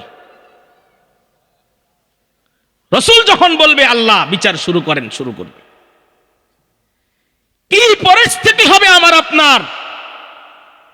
এখন বান্দা দুনিয়াতে চলে হালাল হারামের কোনো বাছাই করে না, দুনিয়াতে বান্দা চলে সুদের সাথে বান্দার মুআমালা। ব্যবসা বাড়াইতে হলে ব্যাংক থেকে সুদ নেয়, বাড়ি করতে হলে ব্যাংক থেকে সুদ নেয়, সন্তানটাকে বিদেশে পড়াবে ব্যাংক থেকে সুদ নেয়, সুদের উপরে কিস্তিওয়ালা, অমুকওয়ালা, তমুকওয়ালা ঘরের মধ্যে লাইন দেয়, কিস্তির টাকা নেওয়ার জন্য সপ্তাহে সপ্তাহে আসে। 20,000 নেন, কোনো সমস্যা নাই, 6 মাস পরে 25,000 দিবেন, কি সমস্যা? আপনি জমিন লাগাইতে পারতেছেন না, জমিনের জন্য সার কিনতে পারতেছেন না, মাছের ঘেরের মাছ ফালাইতে পারতেছেন না, আমার কাছ থেকে গ্রামীণ আপনি সুদ নেন, সুদের মুআমালা আমার কাছে আছে, আমার কাছে আপনার জন্য বিভিন্ন স্কিম আছে, বিভিন্ন পদ্ধতি আছে। ব্যাংকে যাওয়ার পরে ভাই দুনিয়াতে কতদিন বাইসে থাকবেন, সন্তান বড় হলে কি খাবে, কি করবে, মেয়েটাকে কি বিবাহ দিবেন না, একটা ডিপোজিট করেন। কি করেন? একটা ডিপোজিট করেন, 5 বছর 10 বছরের একটা করেন না। এরপরে আপনি এত লাভ এই পাবেন, ওই পাবেন। এই সকল কিছু বান্দার সামনে আসার পরে বান্দা এগুলো থেকে নিজেকে বিরত রেখেছে কিনা, সুদ থেকে বেঁচেছিল কিনা, মানুষের সাথে অন্যায় অপরাধ করেছে কিনা, হারাম থেকে বেঁচেছিল কিনা। যদি এগুলো করে থাকে, বান্দার জন্য আল্লাহ রাব্বুল আলামিন কোনো না কোনো একটা উসিলায় জান্নাতে যাওয়ার রাস্তা বের করে দিবেন। তার মধ্যে একটা রাস্তা হলো এই যে কোরআনের পাখিরা মাদ্রাসাগুলোতে বসে বসে কোরআন পড়ে, কোরআন মুখস্থ করে, এরাও একটা শাফাআতের মাধ্যম। আল্লাহ রাব্বুল আলামিন হাসরের মাঠে কোরআনওয়ালা ওই হাফেজে কোরআন সন্তানগুলাকে ডেকে ডেকে বলবে, ইয়াকুলু লিসাহিবিল কোরআন ইকরা ওয়ারতাকি, ও কোরআনওয়ালা তুমি পড়ো আর জান্নাতের মধ্যে তোমার কোরআনের আয়াত সংখ্যা অনুযায়ী তালার মধ্যে উঠতে থাকো। সুবহানাল্লাহ। ওয়ারাত্তিল কামা কুনতা তুরাত্তিলু ফিদ দুনিয়া, দুনিয়াতে যেভাবে তুমি তেলাওয়াত করতে ওভাবেই তুমি তেলাওয়াত করো। ফাইন্না মানজিলাকা ইনদা আখিরিল আয়াতি তাকরাউ বিহা, তোমার একবারে শেষ স্টেপ হবে যেখানে তুমি গিয়ে থামবা। শুধু তাই না, তুমি এমন 10 জনের ব্যাপারে এখন সুপারিশ করতে পারবা যেই 10 জনের জন্য আমি জাহান্নামকে ওয়াজিব করে দিয়েছি। ওই কোরআনওয়ালা আপনার নাতি ওই আব্দুল্লাহ যখন আল্লাহর পক্ষ থেকে জাহান্নাম থেকে মুক্তি পাইয়া 10 জনকে জান্নাতে নেওয়ার সার্টিফিকেট হাতে নিয়ে ঘুরবে, তখন আপনি দাদা ওর পিছনে গিয়ে বলবে, ও চাচা ভাতিজার পিছনে গিয়ে বলবে, ওই নাতি আমার, ও ভাতিজা আমার, তুমি দারুল কোরআন মাদ্রাসায় পড়তা, তুমি বলুহারে পড়তা, আমি তোমাকে মোহাব্বত করতাম, ভালোবাসতাম, তোমার থাকার ব্যবস্থা ছিল না, আমি থাকার ব্যবস্থা করেছি, তোমার খাবারের ব্যবস্থা ছিল না, আমি করেছি, তোমার উন্নতির জন্য আমি চেষ্টা করেছি, আমল করতে পারি নাই, খেতে খামারে কাজ করছি, মূর্খ ছিলাম, আমার কত কষ্ট, আজকে আল্লাহ তো আমার জন্য জাহান্নাম অবধারিত করে দিয়েছে, কি করব বলো? ওই নাতি তখন বলবে, দাদা কোনো টেনশন করবেন না, আমি তো আছি, আল্লাহ আমাকে 10 জনকে জান্নাতে নেওয়ার জন্য সুযোগ দিয়েছেন, আমি আপনাকে সাথে করে নিয়েই জান্নাতে যাব। যদি কি হয়, শুধু হাফেজ হয় তাহলে এই পাওয়ার, আর আলেম হলে কোনো হিসাব নেই।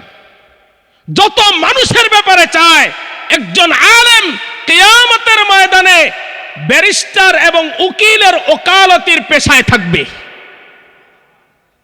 একজন আলেম মসজিদের ইমাম সাহেব মনে করেন, হায় রে আমগো মহল্লার ইমাম সাহেব 5,000 টাকা বেতনে থাকে, আমার খায়, এত কথা ইমাম সাহেব কেন বলে?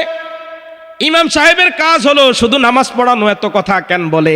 আজকে যারা সমাজের যে সকল ভাইয়েরা এই জাতীয় কথা বলেন, শুনেন ভাইয়েরা আমার, এই ইমাম সাহেব কিয়ামতের ময়দানে আপনার পক্ষে ওকালতি করবে।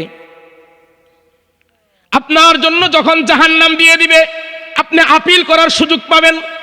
আপিলটা কে করবে? এই আপিল করার জন্য একজন আলেমকে প্রয়োজন হবে। আলেম গিয়ে আল্লাহর কাছে বলবে, আল্লাহ, উনি আমার মুসল্লি ছিল, আমাকে একদিন মোহাব্বত করে এক কাপ চা খাওয়াইছিল, একটা জামা আমাকে বানায়া দিছে, একটা লুঙ্গি তিনি তার জন্য কিনলে আমার জন্য একটা কিনছে, তার বাড়িতে ভালো একটু রান্না হলে তিনিও খাইছেন, আমাকেও খাওয়াইছেন, দেখলে আমাকে শ্রদ্ধা ভরে সালাম দিয়েছেন। আল্লাহ, আপনি আজকে যদি আমাকে জান্নাতে দান করেন, আমি তার জন্য ওকালতি করতেছি, আপনি আমার সাথে সাথে তাকেও জান্নাত দান করেন। এই সুযোগগুলো থাকবে। এগুলোর উপরে বিশ্বাস রেখে যদি দুনিয়া থেকে যাইতে পারেন, তাহলে আপনার মৃত্যুটা ভালো মৃত্যু। দুনিয়ার জমিনে কাফের বেঈমান গুনাহগারদের উপরে যখন মৃত্যু আসে, মৃত্যু যন্ত্রণা যখন তার শুরু হয়ে যায়, তখন সে আল্লাহ তাআলার কাছে কিছু আবেদন করে। আল্লাহ রাব্বুল আলামিন সূরা আল মুমিনুনের 99 এবং 100 নম্বর আয়াতের মধ্যে বলেন, হাত্তা ইযা জাআ আহাদাহুমুল মাউত ক্বালা রাব্বিরজিউন। যখন তাদের কাছে মৃত্যু চলে আসে, তখন তারা বলে, হে আমার রব, আমাকে আবার একটু দুনিয়াতে পাঠায়া দেন। মৃত্যুর যন্ত্রণা সহ্য না করতে পেরে বলে, আল্লাহ, আমাকে ছাইরা দেন, আমাকে একটু দুনিয়াতে পাঠায়া দেন। কেন? লাআল্লি আ'মালু সালিহান ফীমা তারাকতু। আপনি আমাকে যে সুযোগ দিয়েছিলেন 80 বছর, 90 বছর, 70 বছরের হায়াত, আমি যে আমল করেছি, এই আমল তো আমি করতে পারি নাই, অল্প একটু সুযোগ দেন, আমি দুনিয়াতে যাইয়া আবার একটু আমল করে আসব। আমি দুনিয়াতে যাইয়া আবার একটু আমল করে আসতে চাই। আল্লাহ বলেন, কাল্লা, কখনোই নয়, কখনোই নয়, ইন্নাহা কালিমাতুন হুয়া কাইলুহা। এটা শুধু তোমার মুখের কথা, তুমি ওখানে যাওয়ার পরেও আবার তাই করবা, আগে যা করছো তাই করবা। ভূমিকম্প হয়েছে না? ভূমিকম্প দেশে তো কম বুঝে গেছে, ঢাকা শহর আমরা যারা ছিলাম, ভূমিকম্পের সময় আমি যে বাসায় থাকি, এর বাসার পাশেই হলো হিন্দু মহল্লা। আল্লাহ পাক দেখাইছেন এক নজরিয়া, দেখলাম মহিলারা আল্লাহ আল্লাহ বলতে বলতে বিল্ডিং এর 7 তলা থেকে নিচে নামছে, শুধু আল্লাহরে ডাকছে। আল্লাহর কসম করে বলি, শুধু আল্লাহকে ডাকতে ডাকতে উপর থেকে নিচে নামছে। লাআল্লি আ'মালু সালিহান ফীমা তারাকতু। আল্লাহ হায়াত দিয়েছিলেন, নাফরমানি করেছি, এখন একটু সুযোগ দেন, এক আমল করতে চাই। আল্লাহ বলবেন, কাল্লা, কখনোই না, ইন্নাহা কালিমাতুন হুয়া কাইলুহা। শুধুমাত্র মুখের কথা। ভূমিকম্প শেষ, এখন আল্লাহকেও ভুলে গেছে। গভীর রজনীতে লঞ্চ নিয়ে যাচ্ছেন ঢাকায়। লঞ্চে যাওয়ার সময় সেখানে কাফের থাকতে পারে, বেঈমান নাস্তিক থাকতে পারে, সব আছে। ঘূর্ণিঝড় শুরু হয়ে গেছে। ওই সময় সবাই বলে, আল্লাহ একটু বাঁচান, আল্লাহ একটু বাঁচান, আল্লাহ একটু বাঁচান। আল্লাহ বাঁচায় যখন পাড়ে নিয়ে দিছে, কোন চরের মধ্যে নিয়ে দিছে, তখন বলে, লঞ্চের ড্রাইভার চালক খুব ভালো ছিল। লঞ্চ ড্রাইভারটা খুব ভালো ছিল, সে খুব ভালো করে হ্যান্ডেল ধরে আমাদের সবাইকে বাঁচাইছে। আল্লাহ শেষ, আল্লাহকে ভুলে গেছে। আল্লাহ বলেন, কাল্লা, কখনোই না, ইন্নাহা কালিমাতুন হুয়া কাইলুহা। এগুলো সব তোমার বাটপারি। এখন তুমি আবার দুনিয়াতে যাইতে চাও কেন? এগুলো হবে না। ওমিন ওয়ারাইহিম বারযাখুন ইলা ইয়াউমি ইউবআসুন। তাদেরকে সামনে রয়েছে, বলা হবে তাদের সামনে রয়েছে বরজখ, যেই বরজখ থেকে আবার তারা পুনরুত্থিত হবে। অতএব এখন আর কোনো সুযোগ নেই। এরপরে আল্লাহ তাআলা সূরা মুনাফিকুনের 10 এবং 11 নম্বর আয়াতের মধ্যে বলেন, ওয়ানফিকু মিম্মা রাযাকনাকুম মিন ক্বাবলি আন ইয়াতিয়া আহাদাকুমুল মাউত। ও আমার বান্দারা, তোমার কাছে মৃত্যু তো একদিন আসবে, আসার আগে আমি তোমাকে যে ধন সম্পদ দান করছি, এখান থেকে খরচ করো, এখান থেকে তুমি খরচ করো, মৃত্যু আসার আগে আগে খরচ করো। তো খরচ করার কথা যখন বলা হয়েছে তখন কি কয়, আমার এত পরিশ্রমের টাকা খালি তুমি চাও তোমার দিয়ে দিতে হইব, আমার এত পরিশ্রমের টাকা তোমাকে আমি কিভাবে দিয়ে দিই? দেয় না, খরচ করে না, যেখানে খরচ করা দরকার সেখানে খরচ করে না।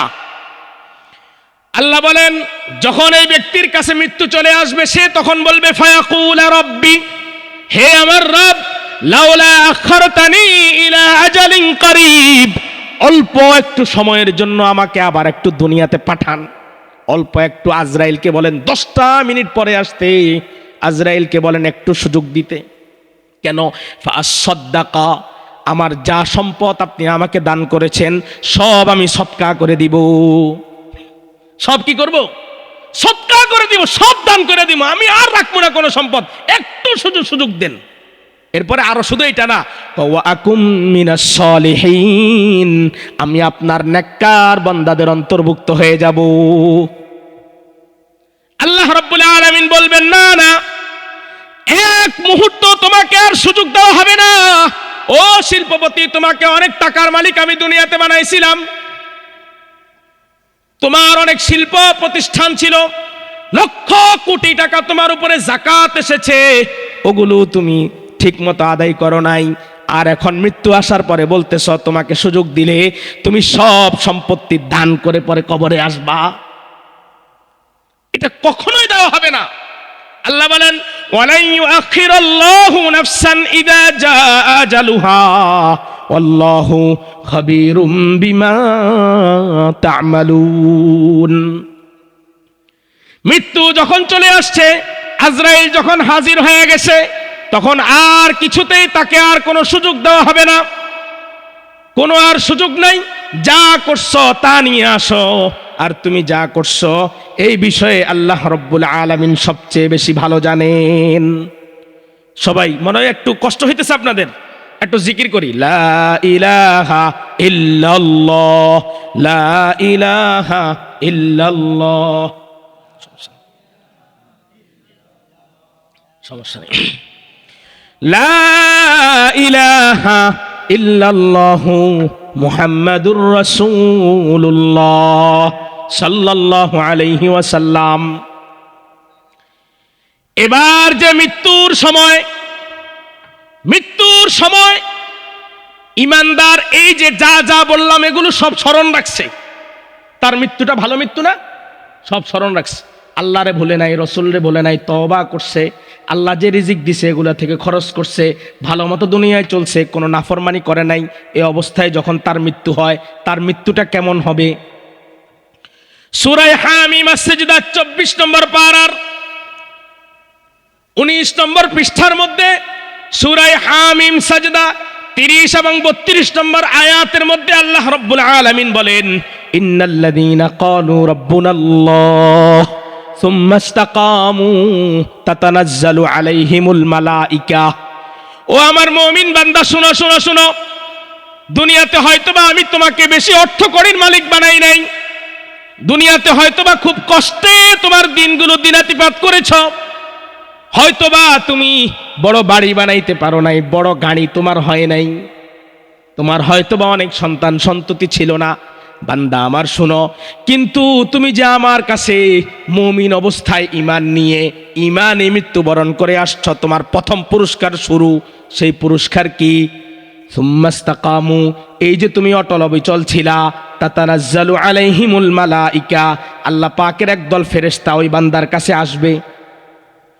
বান্দার যখন মৃত্যুর সময় কাছাকাছি হয়ে গেছে, তখন আল্লাহর একদল ফেরেশতা বান্দার কাছে আসবে, এসে বলবে আল্লাহ তাখাফু, ও আল্লাহর বান্দা তুমি ভয় করো না, ওয়ালা তাহজানু, তোমার কোনো চিন্তা নাই, ওয়াবশিরু বিল জান্নাতিল্লাতী কুনতুম তুআদুন, তুমি এমন এক জান্নাতের সুসংবাদ গ্রহণ করো যেই জান্নাতের ওয়াদা আল্লাহ তোমার সাথে করেছে। কোনো টেনশন নাই তোমার, আমরা তোমার অপরিচিত কেউ না। ফেরেশতারা বলবে, আমরা অপরিচিত কেউ না। আমরা কে শুনো? নাহনু আউলিয়াউকুম ফিল হায়াতিদ দুনিয়া ওয়া ফিল আখিরাহ। আমরা দুনিয়ার জীবনেও তোমার সাথী ছিলাম, আখিরাতেও আমরা তোমার সাথী হয়ে থাকব। সুবহানাল্লাহ। তোমার কোনো ভয় নাই। তোমাকে এখন নিয়ে কবরের মধ্যে যখন শোয়ানো হবে, তুমি দুলার মতো এমন এক ঘুম দিবা, এক ঘুমের পরে তোমাকে যখন হাসরের মাঠে উঠানো হবে, তুমি চোখটা দোলতে দোলতে বলবা, এত তাড়াতাড়ি ঘুম থেকে আমাকে কে উঠাইল রে? সুবহানাল্লাহ। এত তাড়াতাড়ি ঘুম থেকে আমাকে কে উঠাইলো? আমি তো আরো ঘুমাইতে চাইছিলাম। নবদুলহান যেরকম চিন্তা মুক্ত হয়ে ঘুমায়, ওইরকম এক ঘুম দিবা দোস্ত, আমার কোনো সমস্যা নাই। আমরা তোমার সাথে দুনিয়াতেও ছিলাম, আখেরাতেও থাকবো। শুধু তাই না, শুধু তাই না, দুনিয়াতে তুমি খাইতে পারো নাই। তোমার 1 কেজি আঙ্গুর ফল কিনে খাইতে মন চাইছিল, টাকা ছিল না, খাইতে পারো নাই। তোমার একদিন মানুষের ভালো কোনো কিছু খাইতে দেখা তোমারও খাইতে মন চাইছিল, খাইতে পারো নাই। পকেটে হয়তোবা টাকা ছিল না, ওই সময় হয়তোবা তোমার সন্তান তোমাকে খাওয়াইতে পারে নাই। শুনো বান্দা আমার, ওয়ালাকুম ফিহা মা তাশতাহি আনফুসুকুম, তুমি যা চাইবা তা তোমার জন্য ব্যবস্থা করা হবে। ওয়ালাকুম ফিহা মা তাদউন, তোমার দিলের ভিতরে শুধু কল্পনা আসছে, কল্পনা। আল্লাহ জান্নাতের এই ডালগুলোর মধ্যে এত সুন্দর সুন্দর ফল যদি খাইতে পারতাম, এই চিন্তাটা তোমার ভিতরে আসার সাথে সাথে ওই ফলটা তোমার সামনে এসে হাজির হয়ে যাবে। আল্লাহ রাব্বুল আলামিন জান্নাতের বর্ণনা সূরা ওয়াকিয়ার মধ্যে দিয়েছেন, ওইদিকে গেলে অনেক সময় লাগবে। সূরা ওয়াকিয়ার মধ্যে আল্লাহ রাব্বুল আলামিন জান্নাতের বর্ণনা দিতে গিয়ে বলে, ওয়ালাহমি তায়রিব মিম্মা ইয়াশতাহুন ওয়া হুরুন আইন কামসালিল লুলুল মাকনুন জাযাআম বিমা কানু ইয়ামালুন।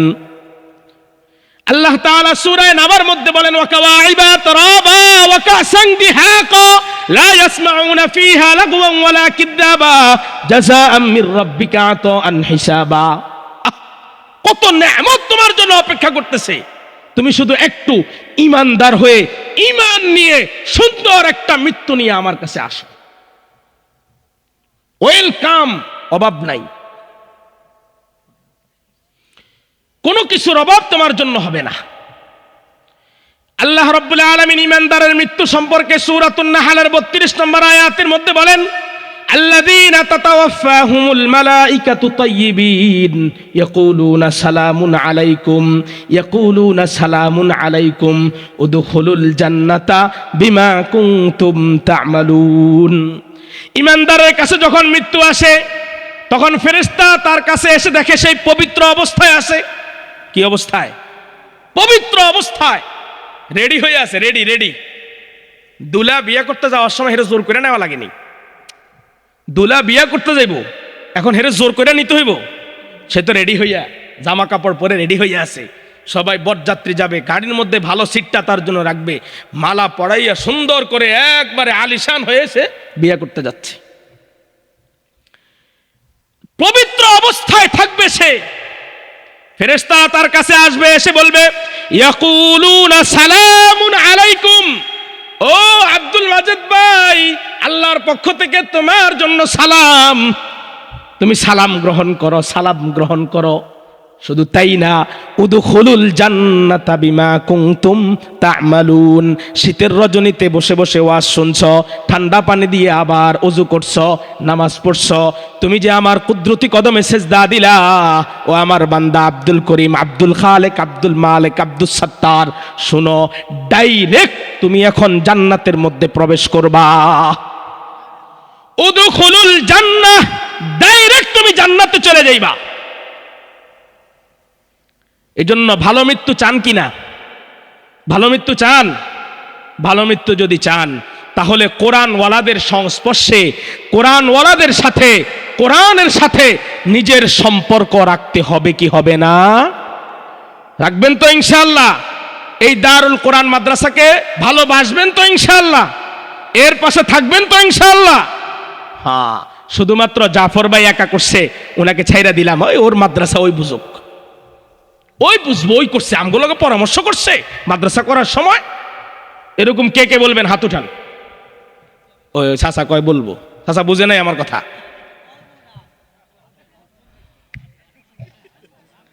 সবাই সহযোগিতা করবেন তো ইনশাআল্লাহ?